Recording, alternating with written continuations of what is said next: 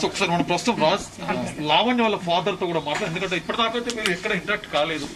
గత కొన్ని ఎందుకంటే దాదాపు సంవత్సరం అవుతుంది, 1 year నుంచి ఇటు మీ అమ్మాయి అటు రాస్తారు. అసలు మీకేంటి, మీ క్లారిటీ ఏంటి, మీకు అప్డేట్ ఏంటి? ఇప్పుడు నిజంగా తనకు పెళ్ళైందా? తన విషయం పక్కన పెట్టండి, పెళ్ళైందా? లావణ్యని రాజస్థాన్ పెళ్లి చేసుకున్నాడా? లావణ్య రాజస్థాన్ పెళ్లి చేసుకుంది ఒక దైవ సాక్షిలో గచ్చిబౌలి దగ్గర ఎల్లమ్మ టెంపుల్లో పెళ్లి చేసుకున్నారు. మేము లేవండి, వాళ్ళు వినండి.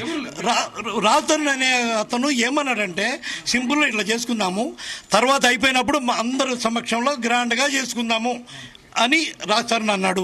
ప్లస్ వీళ్ళని కూడా మేము ఏం కూడా లాగానే మాట్లాడాము. ఏ ప్రోగ్రాం పోయినా మా ఇంటికి వీళ్ళు వచ్చేవాళ్ళు, మేమంతా ఇక్కడ ఉండేటోళ్ళం. మాకు వేరే ఉద్దేశం కాదు. ఈయంకుల్లాగా ఈయంకుడు అర్థమవుతుందండి, ఈయంకుల్లాగానే ఉండేటోళ్ళం.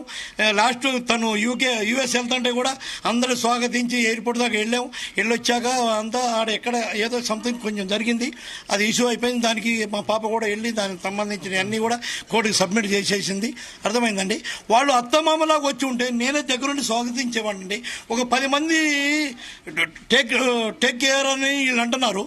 టేక్ కేర్ చేసుకునేటోళ్ళు అలా రారండి. ఒక ఆయమ్మ లాగానో అమ్మమ్మ లాగానో ఇలా వచ్చి చేస్తారు. మేము సంగారెడ్డిలో ఉంటామండి.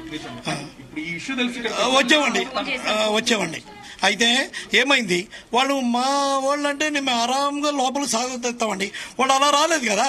ఒక రౌడీజం లాగా 10 మందిని తీసుకొచ్చి పాపను జుట్టుబట్టి లాక్కుపడే వాటే జోకండి.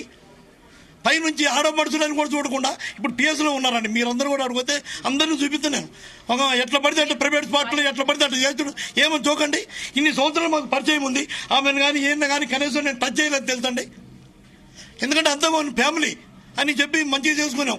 ఇలాంటి ఫ్యామిలీ మా పాపనే ఎట్లా పడితే అట్లా బ్లేమ్ చేసి పడేసి ఎట్లా పడితే అట్లా చేసి పడేసి ఇక రాజస్థాన్ ఏంటండి బ్రో, రాజస్థాన్ వైజాగ్ నుంచి రానికి కారణం మా పాప. అర్థమైనా అయినండి. సినిమాలో ఇంప్రూవ్ గారికి కారణం మా పాప. ఎక్కడున్నాడు? టీవీ సీరియల్ లేదండి, ఏమంటారు చిన్నదంటే ఏదో అంటారు కదండి, షార్ట్ ఫిల్మ్ చేసుకుంటూ అప్పుడు మా పాప హెల్పింగ్ చేసి పెద్ద హీరోనే చేసి పడేసి. లావణ్య చెడ్డది ఇదైతే రాస్తారును 7 ఏళ్లు వీళ్ళు చెప్పిన దాంట్లో 7 ఏళ్లు భయపడి ఎందుకు ఉండాలి? హీరోనే కదా. ఇప్పుడు హీరో చెడ్డది అని ఎవరైనా చెప్తే హీరో మాటే కదా నమ్ముతారు. అలా చేసి ఎందుకు వదిలించుకోలేదు మరి? నన్ను మానసికంగా కూడా ఎంత టార్చర్ పెట్టినా మరి నేను బానే ఉండేదాన్ని.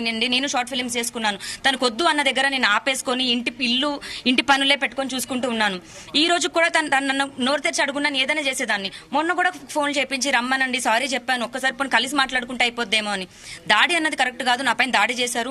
మీరు ఒక్కసారి ఆ మనుషుల్ని చూడండి, వాళ్ళు కేర్ టేకర్స్ గుండాలా అని. పిఎస్ కి వెళ్దాం.